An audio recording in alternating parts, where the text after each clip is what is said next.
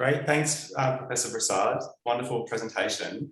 I'm wondering if I could just kick off with just a few questions while the Q&A gets going. So it's really interesting. You talk about techno-chauvinism being the assumption that computers are superior to people, or that a technological solution is superior to any other. And this basic idea that humans plus machines outperform humans alone or machines alone. Like, how do these sort of what distortions does this create in the products and services we design early on? Like, how does this sort of play out on the actual, like, a lot of our people who come to our events are, technology practitioners or designers. Like, how do you see that on the ground of, how do you see this playing out, like, in actual teams? So this is a good question. And I think that one of the problems is binary thinking, is thinking, all right, it's going to be all autonomous or all human in the loop. We actually need a little bit of both, right? So I don't think that the fantasy of the self-driving car is at all workable. However, a fully human in the loop system is not necessarily less biased than an algorithmic system. So I'm thinking, for example, about a case of facial recognition used in policing in Detroit. So there's this very famous story that's been in the Times about Robert Williams, who was falsely accused by an algorithm and was arrested for a robbery that he didn't commit. And what happened in this case was there was actually a human in the loop system. So the facial recognition system was used on a still photo that was taken from some surveillance footage. And the system said, all right, there's an X% chance that it matches with this driver's license photo of Mr. Williams. And the police, the technologist who was running this photo through the system said, here you go. Here's the output. And the police officers took the output and they said, oh, this guy must be guilty. We're going to go arrest him. And so they went and arrested him, and he'd spend the night in jail for, again, a crime he did not commit. So there was a human in the loop there. The humans were supposed to be the stopgap on the bad computational decision, but the humans were themselves biased. They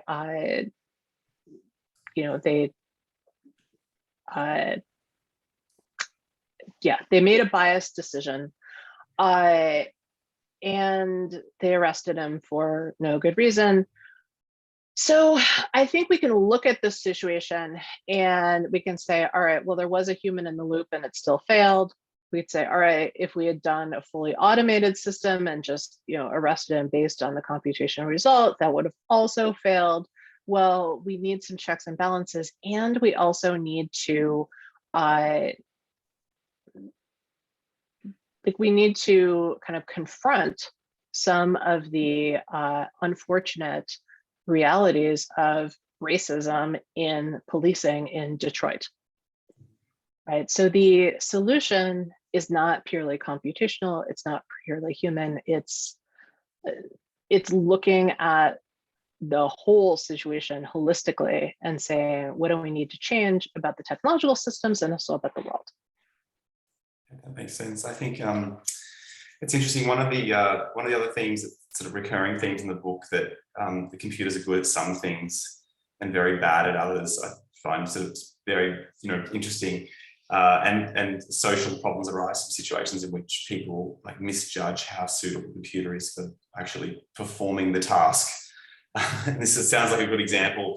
I'm interested in talking about any other examples. I know you have the book, a few of how this theme kind of just plays out. One of the things that I think is really interesting as a builder of technology myself is that sometimes you just don't realize how bad a computer is going to be at something until you build the thing. And then you realize, oh, this was a terrible idea, right? And if you're just building code for yourself, it's no big deal. But if you are a company who is invested in building this technology, it becomes a lot harder to pull the plug. because people's egos get involved. You know, you don't want to be known as the person who wasted millions of dollars and years of development time, right? So people often dig in and try and direct been built in the first place, or that, you know, once it was built, kind of should have said, well, this is not working so great, we're going to scrap it.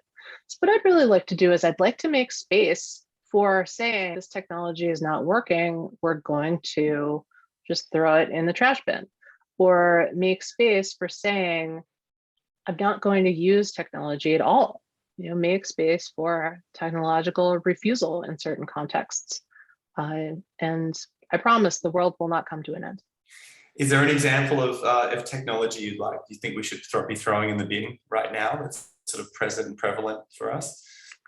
I think that autonomous weapons should not be built or used.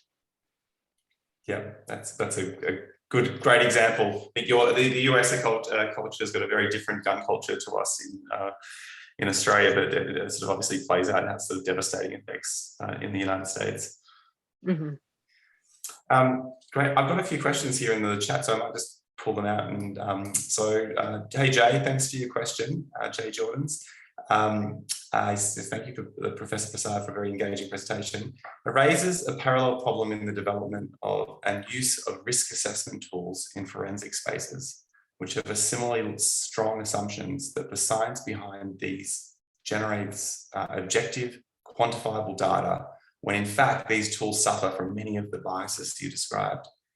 But governments love numbers. How do you convince policymakers to engage with the humanists and resist the number games? Oh, this is a great question. Well, I mean, how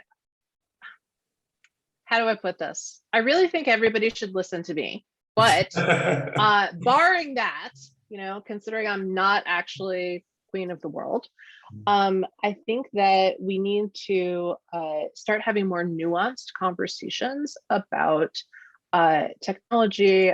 We need to start drafting regulatory policy. And as part of that policy drafting process, we need education for lawmakers about how technology works and how it needs to rest on solid logical footing, and that the degrees of uncertainty in something like forensic science really are a great impediment to building algorithmic systems. I've been doing some work lately about AI diagnostics in healthcare.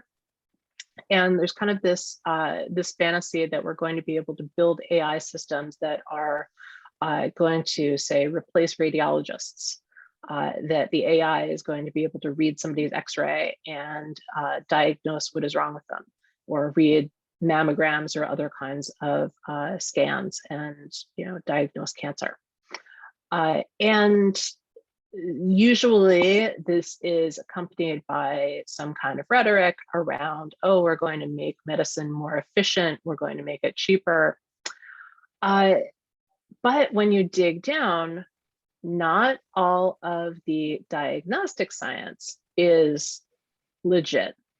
Just like in forensics, when you dig down, not all of it is legit. So for example, in tests of kidney function is measured by something called glomerular filtration rate. It's hard to say that word for me. It's GFR for short.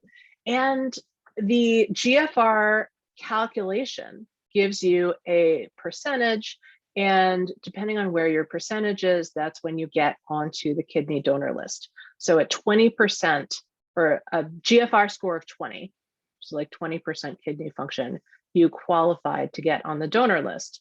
And if you are in worse shape, you kind of move up the donor list. However, the way that GFR is calculated is racist. So people who are white have their GFR score calculated a certain way. People who are Black have their GFR score calculated a different way. And that different calculation means that somebody who is Black does not end up on the donor list as quickly as somebody who is white. Now, there is zero racial difference between kidneys. Like, let's just put that out there. Kidneys are kidneys. Race is a social construct. It does not enter into the, should not enter into the calculus of who gets what position on the donor list, right? But we've got this this notion that, this racist notion that entered into medicine many years ago, the idea that Black people and white people should have their GFRs calculated differently, which again is wrong. It's not true. People are working to change it, but it hasn't been changed. So if we build AI systems on the top of existing diagnostic systems like this, then all we're doing is reproducing inequality and perpetuating it. Because an AI system, it's not transparent. You can't look at it and say, oh, well, that calculation is wrong, because like it's making millions of calculations and nobody's going to look at all of those, right? So in medicine, as in forensics, we need to make sure that the underlying science and the underlying calculations are rock solid before we start building AI on top of that. And when you start looking, you discover that not every process or not every scientific fact that you take for granted should still be out there. I mean, we say science is self-correcting, right? Like, there are a lot of things that still need to be corrected. It's interesting, you're sort of talking about earlier the need for governance to have data policy entered into the governance of boards, companies, organizations, and I imagine like government is the sort of a good place to start. So you can definitely see that the need for that to be, or the use for that, for if you're a designer, you're a humanist trying to push and to be able to seek out and demand, I guess, to ask the question, where does this policy exist within the organization? Does it exist? No. Well, that's maybe the first thing you need to do. So. Thanks for the question, Jay. Got a question from Tasman Armstrong. Tasman asks, in your research into gender bias, have you uncovered any specific examples of bias against trans and gender diverse people? Oh, I'm so glad you asked. I have, unfortunately. So facial recognition, we talked about gender and facial recognition systems and race and facial recognition systems. Facial recognition systems do not recognize trans and non-binary folks or gender diverse people at all.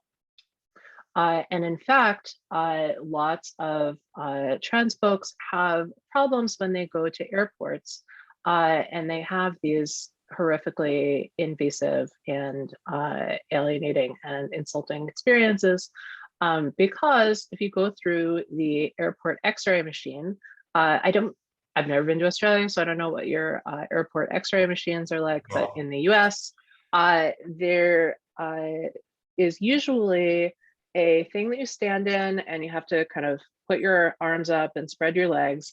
And the person attending the X-ray pushes a button, a pink button or a blue button. And then the X-ray looks for the secondary sex characteristics that are programmed in to that button. Well, if your body doesn't match what the algorithm is looking for, then you get flagged and you get this, often transphobic and invasive experience. It's terrible. It's traumatizing. It's awful in every way. So that's one way that that's one way that bias plays out. I wrote something for Slate a couple of years ago that's actually coming out in a new book. It's coming out from Princeton University Press, I think. And it's called The Lines of Code That Changed the World. And one of the things that I got curious about was the way that gender is encoded in databases. So when you fill out a form, it goes into a database and it's called structured data, and it's structured in a certain way so that it can actually be entered into a database. And for a very long time, there were only ever two options on the form, M or F. And when I was taught database design way back in the early days of the internet, I was taught that you only put in these two fields, and there was never any suggestion that gender needed to be an editable field. Now, of course, we're in a different place now. Everybody knows that gender is a spectrum, and that biological sex is different than gender. And we know that now that gender needs to be an editable field. And we also know that there are lots of different ways to represent gender, that M and F are not the only representations. So the world has moved on to, encompass a beautiful array of identities. However, databases have not necessarily caught up. And another legacy of, the 1960s, 1970s, programming habits is in this aesthetic, this coding aesthetic called elegant code. So people try and write elegant code. Part of writing elegant code is making your code really efficient, really small, and having it run in the most minimal memory space possible. Well, now we're into how much room does a letter take up in memory versus how much room does a number take up in memory. All right, I'm about to get really nerdy, so just buckle up. Okay, so you can have variables of different types. You can have a binary, you can have a number, you can have a string. And a binary takes up the smallest number of bits. Bits is how we measure memory inside a computer. Binary is a 0 or a 1. A number takes up, so let's say a binary takes up this much space. A number takes up this much space. A letter takes up this much space. So when you were writing elegant code back in the day, I mean, before my time, this is how I was taught, you tried to make your variables as small as possible because then your program would take up very little memory space, because memory used to be really expensive. I mean, now we've got the cloud and, people can be very carefree about how much memory they use, but you used to have to be really careful about it. And the idea that you want to refactor your code down into as small and efficient package as possible, again, conforms to this aesthetic known as elegant code. So gender was usually encoded as a binary because there were only two options. There was M or F. M would be 0 and F would be 1. Okay. And so this is how a lot of databases are designed, including things like banking systems or student information systems at colleges. And making a change in a variable like this is actually really, really expensive and time-consuming and complicated when you're working with legacy systems. Legacy systems are the ones that have been in place for a really long time, like banking systems or student information systems at colleges. So it's actually a very expensive change. So the administration has to be willing to invest in that change. I'm really pleased to say at NYU, where I work, we have made that change. Students can edit their gender, they can edit their pronouns, they can edit their names, and as professors, we'll mostly see the student's preferred name and their preferred pronouns. So it is absolutely possible to update systems to represent a range of genders, to give people, dozens of options for the word that they pick in the dropdown for their gender. You can also very easily have gender be a write-in category. And we should be thinking, okay, why do we need to collect gender at all? I mean, sometimes we do need to collect gender, and actually it's really useful for making sure that you are, for tracking, okay, am I actually having, of the, many people on this webinar, what's the gender balance like? And are we attracting folks who are of various genders? Like it's a reasonable question to ask to make sure you're being inclusive. So there needs to be more attention paid to this. We need to go back and edit our legacy systems in order to make them more inclusive. And we can also be critical of organizations that claim to be representing gender in a diverse way, but actually aren't. So for example, on Facebook, you can edit your gender. You can pick from a drop down of 50 different options, but that is just on the user facing side. So actually how you're being sold to advertisers is still as a binary. Your gender is still being represented as binary because you are forced to pick male or female when you sign up for Facebook, and that's the variable that gets attached to your user profile, even if you do change the representation of your gender that everybody else sees. Great, thank you. What a great question, Tasman. And I want to pick up just or mention Facebook just very briefly, because obviously, it's something that's very topical. With Frances Hagan last year sort of come out and, blow the whistle on a lot of the internal practices that are happening within Facebook itself. I'm actually going to jump, so hold that in mind. I'm going to jump to Renee's question, and maybe you can help answer this too. She's what are your thoughts on AI winter? Basically, AI not meeting expectations or finding users. Is it happening? Is it coming? Is it over? And I'd like to add, will it ever be over at Facebook?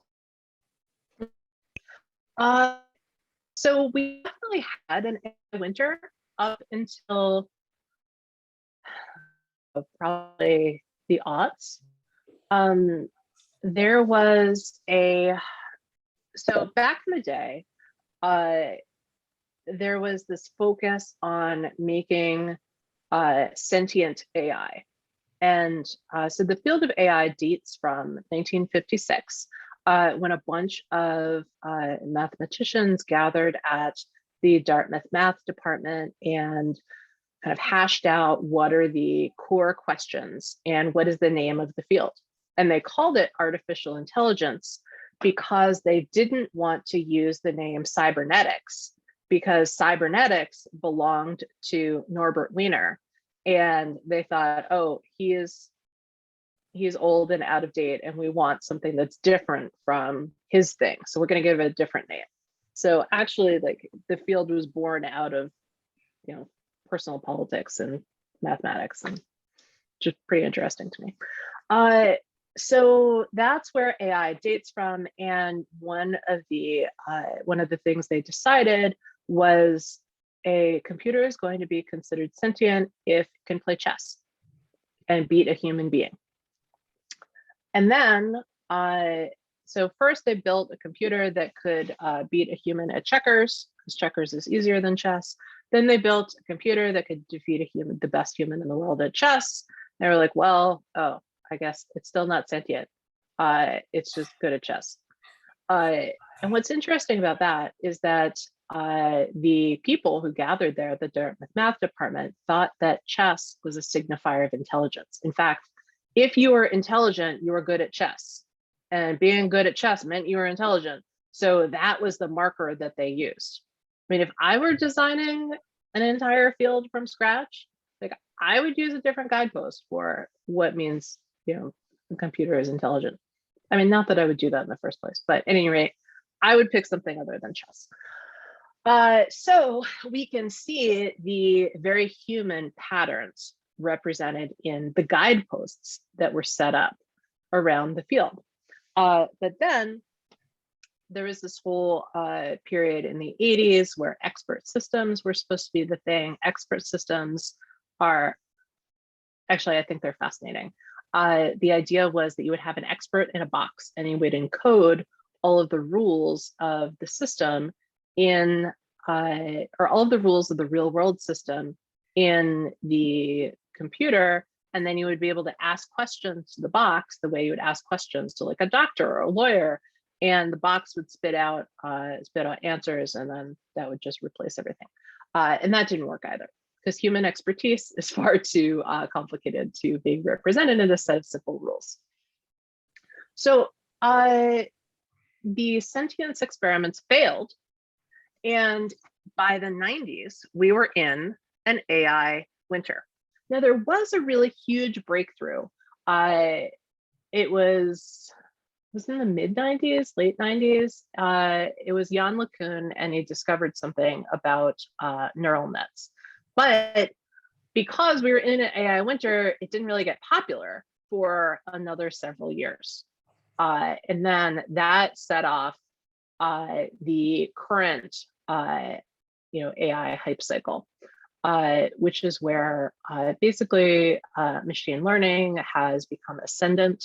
Machine learning is a subfield of AI, the same way that algebra is a subfield of mathematics. But there's been this interesting linguistic confusion where people say AI when they mean machine learning, or machine learning means AI, blah, blah, blah. It's confusing. So anyway, when people say AI, they mean machine learning, which again is computational statistics. And people have discovered the unreasonable effectiveness of data, right? Which means that the computer doesn't actually have to know what's going on. They just need a whole bunch of data. And then if they have enough data, they can make reasonably good predictions based on the data that was already given to it, right? So like it works really well, except when it doesn't, because guess what? You feed in all of that data about the world as it is, and it just reproduces inequality, right? So that's where we are right now. We're in like a big hype cycle. Are we on the verge of a new AI winter? Who knows? I mean, I seriously doubt it. Machine learning is far too useful for people to just say, all right, I'm going to give it up, right? So every time you do a Google search, for example, there's something like 250 different machine learning models that are activated. I mean, who's going to stop using internet search? Nobody. Internet search is great. I mean, it's occasionally racist and like completely disorganized, but it's great. So yeah, so what do you do then? Like going back to that Facebook sort of element, when you've got algorithms that are churning out Facebook, content that's harmful for young girls and women. How like and the product people there know that this is the case. Like how should they be approaching that? Like what do you think's going on in their minds in terms of like either reining in or thinking differently about what their idea of, and I know you mentioned in the book this idea between like good old-fashioned AI and narrow AI as well. So I'm just wondering, like, wait, Andrew, did you seriously just ask me how to fix Facebook? Yeah, pretty much. So yeah, okay. I want to know. I'm just checking. Well, again, if I were queen of the world, I would do things differently. But I think one place to start is by pushing back against techno-chauvinism. Part of the MO of Facebook has always been, oh, we're going to use algorithms to govern speech. Well, that has not worked because algorithms are not sufficient. You need human moderation. You need people to have relationships with each other. You need to tamp down on misinformation and hate speech. Facebook could be doing a much better job of curtailing misinformation and hate speech. They're not, because they like making money around engagement, because the wackadoodle stuff gets more engagement. Yeah, I mean, the problem is capitalism. Yeah, I'm not going to ask you to solve the capitalism one either, so it's okay. Yeah, thank you. Kind of late in the I evening over here. know. I got a question here from Melissa Sanova. She says, "Thank you for a thought-provoking discussion. Both some human actions, are informed by processes other than intelligence, like our intuition or our unconscious reasoning, or just a feeling in your body that guides us not to do something. In relation to the human in the loop versus not, what views do you have on the strengths-based approach to an integrated view of AI algorithms and human intervention beyond diverse groups involved in design?" And she's interested in what training needs to happen on both these sides in the equation. I'm so glad you asked that. I think about this a lot. I'm not sure I have a snappy answer for you. I think that sometimes intuition is fantastic and sometimes it totally backfires. I'm really interested in the kind of physical micro processes associated with intuition. So the way that for example, our senses all work together to be able to tell who's approaching you from behind, but you don't really know that somebody's approaching you from behind, but you can tell, right? So how do you represent that inside a computer? Well, okay, clearly 5 senses are involved, but computers don't have 5 senses. They only have the ability to take in data and make calculations. So how do we turn these, sensory information into data? To what extent is that possible? To what extent is that impossible? It's all really fascinating. I'm also interested in the notion of the human as a machine versus the notion of a human as an organic being versus the notion of a human as, as a being with, sublime intelligence, right? So like our human consciousness is obviously something that sets us apart.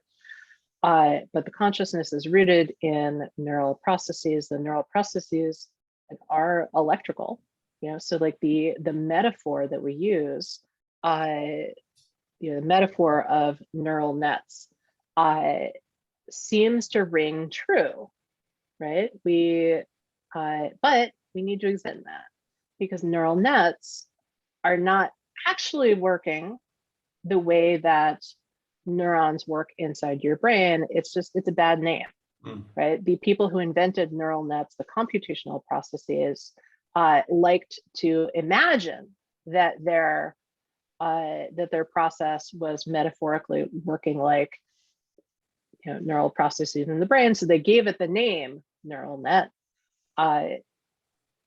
But that's not exactly how the brain works. And in fact, think about how little we know about how the brain works. Neuroscience is one of the sciences where we know very, very little, kind of like immunology, right? So we know there's electrical stuff happening. We know that we have, however many millions or trillions of connections going on in there. It's all very fascinating and mysterious what's happening up there inside your brain. Right, thanks for the question, Melissa. I'm going to go back up to I'm not sure I'm going to be able to get to everyone's, but I'll try. Kipling Walker, thanks for the question. You asked, do you have any advice for assessing the outputs of other people's algorithms? For example, conducting analysis with big data from other organizations. So any advice for assessing those outputs? Okay, do I have advice for assessing outputs? You can do it a couple of ways. You can do it as an auditor, you can do it as a lawyer, you can do it as a journalist.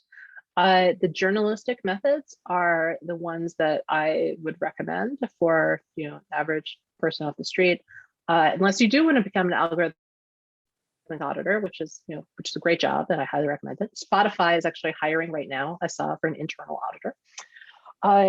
So you can look at, for an example, the Compass investigation that Julia Angwin of the Markup did for ProPublica. And this is a really good and well articulated and well studied example of the method. So basically, you find out what are the outputs and what are the inputs to the system. And based on the inputs and the outputs, you figure out what the algorithm must be. You also, you kind of have to have a tinkering mindset. You have to understand how these systems are generally put together. You have to read the manual. There is a saying in computer science that is abbreviated RTFM, read the effing manual. Nobody ever reads the manual, except guess what? Data journalists, we read the manual because that's where you find all the good stuff. People just write down how things work. And then you read it and you're like, oh, this is how this works. Like, it's not super complicated. I mean, it's complicated, but like, sometimes the answers are just there and nobody's read it. So you read the manual, you look at the inputs, you look at the outputs, you think about how these systems actually work. You read a lot of academic papers about how these types of systems are built. You go on YouTube and like watch the trade association speeches by the engineers and the product designers, and you reverse engineer the system. And usually it's pretty straightforward. It's just extremely expensive and time consuming, and you'll end up banging your head against the wall a lot. Oh, and you have to usually have to leverage freedom of information laws. So I'm curious about what the freedom of information landscape is like in Australia. In the US, I know we have FOIA and FOIL, and we have an organization I'm on the board of called Muckrock that is a tool for managing your freedom of information requests. Interesting. Yeah, I'm not sure. It'd be great if anyone has any answers of that. We do, we have similar. We only really see it happen from a parliamentary level quite a lot around. But are you saying sort of extending to corporates too? That same process, or probably not so much? Well, I mean, sometimes you can get corporate information through freedom of information requests, but the basic idea is that in the US, any records produced by the government are considered public records. And some things are suppressed, and you can kind of get into litigation about that. But the presumption is that anything the government does is a public record because the government is funded by taxpayer dollars. And so freedom of information requests are the mechanism by which you access public records. So in the case of Compass, which is this recidivism algorithm that was used to make a prediction about whether somebody would reoffend after they had been arrested for a crime, what they did was they got, through freedom of information requests, they got the lists of people who had been arrested in Florida, and then they got the records of who had been sent to jail and who had been released. And they also got records of what happened afterward, like what was their actual recidivism, like did they commit another crime? And then so they had the inputs, who was arrested, and then they had the outputs, who who went to jail, who didn't go to jail, and also, what were the other crime records, and mushed it all together and figured out what was going on inside the algorithmic system. Again, not an easy process. It also takes a lot of people. So if you're interested in what are the logistics of a data journalism project, I highly recommend a book called Democracy's Detectives by Jay Hamilton. And he goes into, he's an economist by training, and he goes into exactly what did it take to do a number of really high profile investigations, how many people did it require, how long did it take, and what did it cost the organization.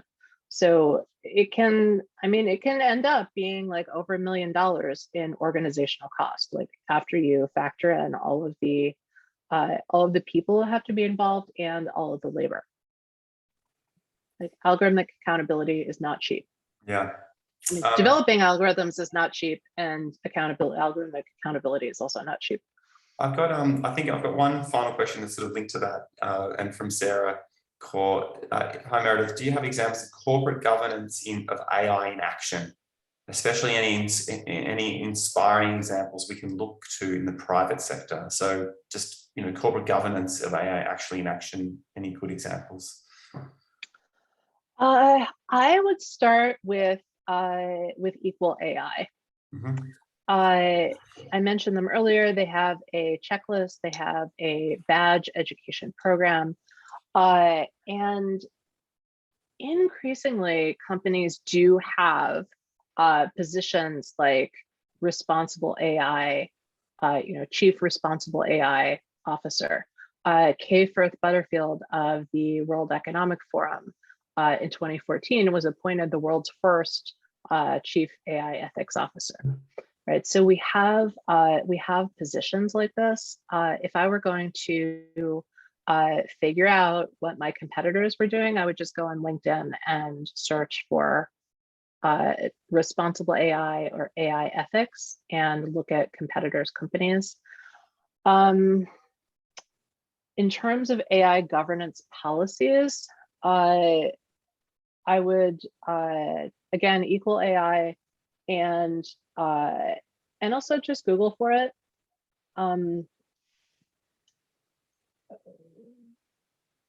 Yeah, I don't have a list off the top of my head, unfortunately, but if I were going to develop a list, that's how I would do it. I would also ask around at policy schools.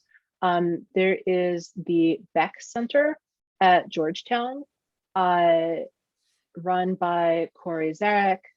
They do a lot of public interest technology and technology governance. The Kennedy School at Harvard does some stuff. NYU Center for Race and the Law does some interesting work. I helped run something called the NYU Alliance for Public Interest Technology.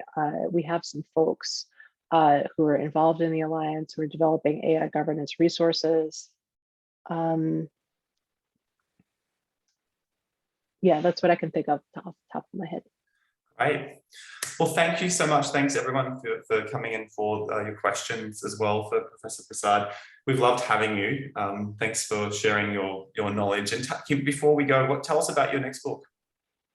Oh, so the new book is going to come out in March 2023. The tentative title is More Than a Glitch, Confronting Race, Gender, and Ability Bias in Technology. And I'm turning in a final draft of it in mere days. Sorry to prevent you from getting that done. You are not preventing me from anything. It's such an honor to be with you. Yeah, to be with you this morning. Thank you for this great conversation and for the great questions. No worries. And yeah, hopefully we can have you back for that when that new book's out and to fabulous learn more. So thank you so much. Yeah, you can, if you want to, we've recorded the Q&A section of this. So if you're watching this and you want to share it with your colleagues or friends, it'll be up on the website, I think, early next week. And yeah, obviously sign up to buy Professor Prasad's book and also sign up to the Portable newsletter as well if you haven't already, to find out when our next events are happening. So love to have you. Thanks everyone. Have a great morning, and Meredith, have a really great night as well. So thanks a lot. Take care. Thanks.